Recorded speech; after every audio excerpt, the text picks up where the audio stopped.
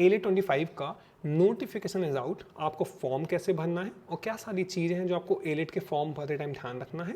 इस बार एक चेंज हुआ है, आपको एलेट के फॉर्म में प्रेफरेंस भी भरनी है, BA-LLB या BCom LLB। तो आप प्रेफरेंस क्या भरेंगे वो भी हम डिस्कस करेंगे, और क्यों मैं रिकमेंड करता हूँ कि हर क्लैट एस्पिरेंट को एलेट का एग्जाम भी देना चाहिए, मैं आपको इस वीडियो में एक्सप्लेन करूँगा एंड विल डिस्कस फर्दर। चलिए वीडियो को स्टार्ट करते हैं। मेरा नाम एकांश जैन है, मैं HN रायपुर अलमनाई हूँ और क्लैट मेंटरशिप प्रोग्राम के थ्रू हम लास्ट 4 ईयर्स से थाउजेंड्स ऑफ स्टूडेंट्स को हमने हेल्प किया है क्लैट एलेट क्लियर करने में, एंड 1000+ स्टूडेंट्स को हम हेल्प करते हैं क्लैट के अलावा जो एग्जाम होते हैं MSc, TSLET, क्राइस, LSAT जैसे एग्जाम को क्लियर करने में। तो वीडियो को स्टार्ट करते हैं। सबसे पहले एलेट का जो डेट है, इस बार जो आपका एलेट का एग्जाम शेड्यूल्ड है वो आपका 8 दिसंबर को शेड्यूल्ड है। टाइमिंग जो रहेगी वो 2 to 4 है, पहला। दूसरा, एप्लीकेशन आपकी 1 अगस्त से लाइव हो चुकी हैं, तो आप अपने पोर्टल पर जाइए, लॉगिन करिए, प्लीज़ एक यूज़र नेम और आईडी बना लीजिए और आप लॉगिन करेंगे तो आप वहाँ से आपको उसका फॉर्म भर सकते हैं। फॉर्म मेनली आपसे बेसिक डिटेल्स ही मांग रहा है, तो यूजी में आप जाओगे, यूजी पे आप क्लिक करोगे, आपको पूरा एलेट का फॉर्म ओपन हो जाएगा। नेम, डिटेल्स, सरनेम, सारी चीज़ें आप सही से भरना। वहाँ पे कॉन्टैक्ट नंबर भी आपसे पूछा जाता है, तो आप जो व्हाट्सएप या कॉलिंग नंबर जो आप आगे यूज़ करते रहेंगे, जो ईमेल आपका मेन ईमेल आईडी है वही आप फिल करना, क्योंकि आपके आगे की सारी कम्युनिकेशन एलेट में, और जब आप क्लैट का फॉर्म भरेंगे वहाँ भी एक सही ईमेल आईडी भरना, क्योंकि आपके आगे के सारी कम्युनिकेशन उसी ईमेल आईडी के थ्रू होते हैं। अब जब आप एलेट का फॉर्म भरेंगे, एज वी नो एलेट से हमें एलेट दिल्ली मिलता है। कई बच्चे आप पूछ रहे थे कि क्या एलेट से हमें और कोई एग्जाम मिलता है और कोई कॉलेज मिलता है? Answer is no. AILET is specially for the AILET Delhi, और क्लैट हमें पता है कि उससे 25+ जो NLUs हमारे पास में, वो NLUs हमारे क्लैट से अपियर होते हैं। क्लैट एग्जाम अकेला देने से आपको एलेट नहीं मिलेगा। I always recommend this thing कि अगर आप क्लैट एस्पिरेंट हैं तो आपको एलेट भी जरूर लिखना चाहिए। 70% सिलेबस एलेट और क्लैट का सेम है, और जो 30% है थोड़ा सा एनालिटिकल रीजनिंग है, इंग्लिश का ग्रामर है, और जी के जो 1 लाइनर है वो आराम से डुएबल है, उसमें कोई बड़ा गैप नहीं है, आपको जरूर करना चाहिए। ये मैं हमको हमेशा रिकमेंड करता हूँ। चलिए, इसलिए भी रिकमेंड करता हूँ, मेरा जो पर्सनल एक्सपीरियंस है, क्योंकि हम हर साल क्लैट और एलेट के लिए हमारे पास 8 to 9,000 स्टूडेंट्स हर साल क्लैट एलेट के लिए तैयारी करते हैं, हमारे क्लैट मेंटरशिप प्रोग्राम के ग्रुप्स का पार्ट होते हैं। So with their experience I can tell you कि हो सकता है क्लैट वाले दिन आप जाएं। इस बार का क्लैट 24 तो बहुत अजीब सा था, बहुत ही डिफ़िकल्ट था, मतलब सिंपल था बट एडमिशन डिफ़िकल्ट हो गया, रैंक बहुत कम आई बच्चों की। लास्ट ईयर जो 80 पे 1000 रैंक होती थी, इस बार 4000 5000 रैंक बन गई, तो बहुत ही डिफ़िकल्ट एडमिशन हो गया इस बार। पर मैं हर साल ऐसे 10, 12, 15 बच्चों को जानता हूँ जो मेरे से आके कहते हैं कि सर क्लैट अच्छा नहीं गया, क्लैट में मेरी रैंक 4000 आ रही है, 1500 आ रही है, 5000 आ रही है या 10,000 आ रही है, मुझे कोई अच्छा NLU मिलने के चांसेस नहीं लग रहे। उन्हीं बच्चों से जब मैं उनसे कहता हूँ कि आप प्लीज़ एलेट पे फोकस करो। एक हफ्ते जब वो एलेट का एग्ज़ाम देते हैं, एलेट का जब रिजल्ट आता है, सेम बच्चों के कुछ मेरे पास टेक्स्ट आते हैं कि सर क्लैट नहीं हुआ था बट एलेट में आई गॉट 70 रैंक, एलेट में आई गॉट 40 रैंक और मे बी 10 रैंक और 5 रैंक। मतलब पास्ट अगर हम देखें तो कई सारे बच्चे हैं जो क्लैट में परफॉर्म ना कर पाए पर एलेट में अच्छा कर देते हैं, और एलेट में परफॉर्म ना कर पाए तो क्लैट में कर देते हैं। ये मैंने देखा है, कई सारे बच्चे कॉमन होते हैं।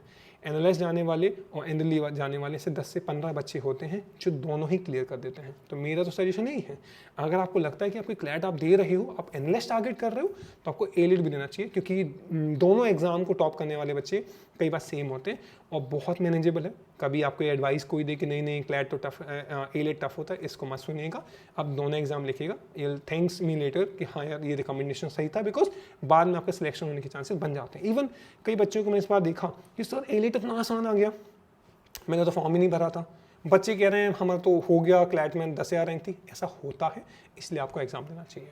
अब इस बार पहली बार एन दिल्ली आपसे प्रेफरेंस भी मांग रहा है, BA-LLB या BCom LLB, that's always recommended. Majority NLUs are having the BA-LLB, तो हमेशा BA-LLB प्रेफर किया जाना चाहिए, एंड आप BCom भी कर सकते हैं, सब टू यू, बट मेजोरिटी बच्चे BA करेंगे। BCom बच्चे हो सकता है कॉमर्स वाले बच्चे BCom में जाएं, but I always recommended BA is something very verified, tested and all of BCom LLB। But एक चीज़ समझो, कई बच्चे कहते हैं कि BCom में हम कॉमर्स वगैरह पढ़ते हैं तो प्लेसमेंट में अंतर आता है। अब BA करो, BBA करो या BCom करो या BSLB करो, प्लेसमेंट्स में कोई फ़र्क नहीं पड़ता। आप कौन से कॉलेज से कर रहे हैं वो बहुत फ़र्क पड़ता है, तो इसलिए दोनों में से आप कुछ भी कर सकते हैं। जब आप एलिट का फॉर्म भरेंगे 3 सेंटर का आपको ऑप्शन मिलेगा।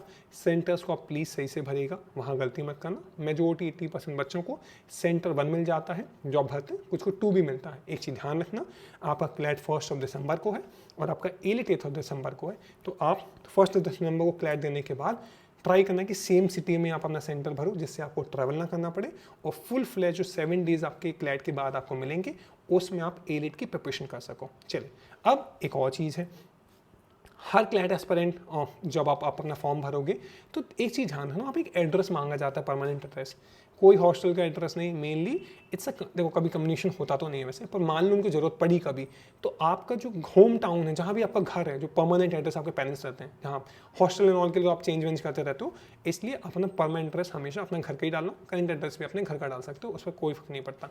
चलिए, एक और चीज़ आप ध्यान रखिएगा, व्हाट्सएप और ईमेल नंबर जो वहाँ मांगेंगे उसको प्लीज़ मैंडेटरी सही से फिल करना। अगर फ़ीस की बात करें तो एलिट के फॉर्म की जो फ़ीस है वो 3500 रुपीज़ का फॉर्म है, इसलिए प्लीज़ भरना। क्लैट का 4000 होता है, ये 3500 होता है, तो अराउंड दोनों ही फॉर्म हमें भरने, इस चीज़ का ध्यान रखिएगा। अब एक और चीज़ आपको ध्यान रखना है, हमसे पूछा जाएगा आप 12th अपेयरिंग हो या 12th पास आउट हो, तो जो बच्चे फ्रेशर हैं वो अपेयरिंग फिल करेंगे, और जो पास आउट है वो 20 मतलब पास आउट 2024 में हुए हो, 2023 में हुए हो, वो आप वहाँ पे फिल करोगे। यहाँ तक क्लियर है। अब एलिट के जब हम एग्ज़ाम्स को देखते हैं, एक चीज़ ध्यान रखना, अगर हम मॉक्स दे रहे हैं तो अगर 90+, 100+, 110 अगर ये आपके मॉक स्कोर का रेंज है, it's a really good range. Attempts आप, क्योंकि इसमें नेगेटिव भी हैं, तो आप जब एलिट के मॉक्स दे रहे हैं 120+ का कम से कम अपना अटेम्प्ट्स का रेंज टारगेट करो पहला, और अभी आप कम से कम टारगेट करो कि मैं 90, 100, 110 का स्कोर टारगेट कर सकूं। इसको हम एग्जाम के बेसिस पे, एग्जाम कैसा आएगा उस हिसाब से हम परफॉर्म कर सकें। अब एलिट के मॉक की फ्रिक्वेंसी क्या होगी, मैं हमेशा कहता हूँ, अगर आप देखो 4 महीने जब आपके सामने बचे हैं तो आपको कम से कम मॉक क्लैट, क्योंकि मेन एग्जाम आपका होता है, क्लैट के अंदर कम से कम आपके पास सीट्स बहुत ज़्यादा होती हैं। क्लैट के अंदर आपको 2500+ सीट्स होती हैं, यहाँ पे 100-150 सीट्स होती हैं, लिमिटेड सीट्स होती हैं, तो ऑब्वियसली थोड़ा सा कम बच्चे लिखना प्रेफर करते हैं और कम, थोड़ा कॉम्पिटिशन भी कम होता है। बट एक चीज़ ध्यान रखो, वहाँ पे चीज़ ज़्यादा है तो ऑब्वियसली वो एग्जाम हम ज़्यादा फोकस करेंगे, तो it should be 70% time you should give to a CLAT, but 25-30% time you should give to AILET. तो अगर आप वीक में 3 मॉक लिख रहे हो तो 1 मॉक आपका एलिट का होना चाहिए, तो या तो क्लैट के 2 मॉक दे दो, 1 मॉक आप एलिट का दो, ये जरूर करना, ये मेरा सजेशन है। और डाइवर्स मॉक देना। अब सर मैं एलिट लिख रहा हूँ, तो मैंने नीचे जो डिस्क्रिप्शन में आपको एलिट का व्हाट्सएप ग्रुप दिख रहा होगा, उसको आप ज्वाइन कर लीजिए। एलिट 25 का व्हाट्सएप ग्रुप है, सारा अपडेट, सारा मटेरियल, जो भी स्ट्रेटजी, और वहाँ पे इस साल जिन्होंने एलिट को निकाला है, जो यानी दिल्ली में पढ़ रहे हैं, वो मेंटर्स आपको रहेंगे to guide you. These all are free groups, आप नीचे से ज्वाइन कर सकते हैं। उसके नीचे आपको क्लैट 25 ग्रुप का लिंक मिलेगा, वहाँ पर आपको मैं रहूँगा, एनएलएस के मेंटर्स रहेंगे, नालसार के मेंटर्स रहेंगे, एनएलआई भोपाल, हर एनएलयूज के मेंटर्स हैं to guide you in the whole process. सारा मटेरियल, मार्क, न्यूज़पेपर, हर एक चीज़ वहीं पर आती है। नीचे वाली लिंक अगर वर्क ना करें, क्योंकि इन ग्रुप्स में ना रिक्वेस्ट भेजनी पड़ती है, ऐसा नहीं हर किसी को नहीं कि हर कोई बच्चा ऐड कर ले, वो क्लैट लिख रहा हो तो अभी तो हम ऐड करेंगे। तो जब आप रिक्वेस्ट भेज दो, मेरा व्हाट्सएप नंबर आपको शो हो रहा होगा 9340280533, उस पर आप टेक्स्ट कर दीजिए सर मैं एलिट लिख रहा हूँ, क्लैट लिख रहा हूँ, उन ग्रुप्स में मैं आपको पर्सनली अलग से ऐड कर दूंगा, ठीक है। ये आप जरूर करना। और जिस किसी में नंबर आप अपना लास्ट मॉक स्कोर, आपको नीचे दिख रहा होगा, रेगुलर बेसिस पे काफ़ी सारे बच्चे मुझे अपना मॉक स्कोर भेजते हैं, कोई 40s-50s के रेंज में मॉक स्कोर था। हमने उनको सब्जेक्ट वाइज चेकलिस्ट प्रोवाइड करी, सीआर की, अगर सीआर में वीक थे तो सीआर में हमने कुछ चीज़ उनको करने के लिए कहा, सीआर नेगेट, जीमेट मैटन, जीमेट ग्रिल, सेक्शनल टेस्ट करने का, उससे उनका सीआर इंप्रूव हुआ। मैथ्स किसी का वीक था तो हमने उसमें कैरियर डिफाइनर की सीरीज़ करी। तो ऐसे करके हर सब्जेक्ट की एक चेकलिस्ट है, तो आपका जो भी मॉक स्कोर है वो भी आप मुझे व्हाट्सएप पे कर सकते हैं, ये मेरा हम्बल आपको सजेशन है। अब इसके बाद एक और क्वेरी आई थी कि लास्ट ईयर एलिट का कट ऑफ क्या गया था। लास्ट ईयर एलिट की 4th लिस्ट है, हो सकता है इसके वैकेंसीज भी आई थी, बस 4th लिस्ट यहाँ पे आपको शो हो रही होगी। जनरल कैटेगरी में 66 रैंक थी, ओबीसी कैटेगरी में 598 रैंक तक एडमिशन हुए थे, ईडब्ल्यूएस में 305 रैंक तक एडमिशन हुए थे, एससी कैटेगरी में 1689 रैंक तक एडमिशन हुए थे, और एसटी कैटेगरी में 3351 तक रैंक हुए थे, 3351 तक एडमिशन्स हुए थे। मार्क्स वाइज अगर हम देखें तो कट ऑफ हमेशा 85 90, क्योंकि इस बार थोड़ा सा पैटर्न भी चेंज हुआ था, तो 85 90 95 100 ये रेंज होता है। कई बार कट ऑफ 100 प्लस भी चले जाते हैं, तो मैं तो कहूँ 100 प्लस टारगेट करो, इस बार तो कट ऑफ 100 प्लस के राउंड ही था। तो ये मेरा सजेशन था, ये आज का वीडियो था। एलिट का फॉर्म आ चुका है, उसका फॉर्म कैसे भरना है, क्यों हर किसी को भरना चाहिए, ये भी मैंने सजेस्ट करा, और एलिट को कैसे तैयारी करनी है उसका मैं एक सेपरेट वीडियो बना दूंगा। और अगर आप एलिट और क्लैट लिख रहे हो, एक बार मुझे व्हाट्सएप पे टेक्स्ट कर दीजिए, उनके रिस्पेक्टिव ग्रुप्स में आपको ऐड कर दूंगा।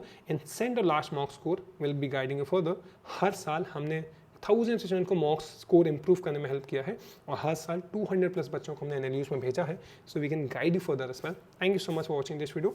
एकांश साइनिंग ऑफ। और कुछ आपका क्वेरी हो आप नीचे कमेंट कर सकते हैं, और व्हाट्सएप ग्रुप्स आप ज्वाइन कर लीजिए। Thank you so much, bye bye, take care, thank you.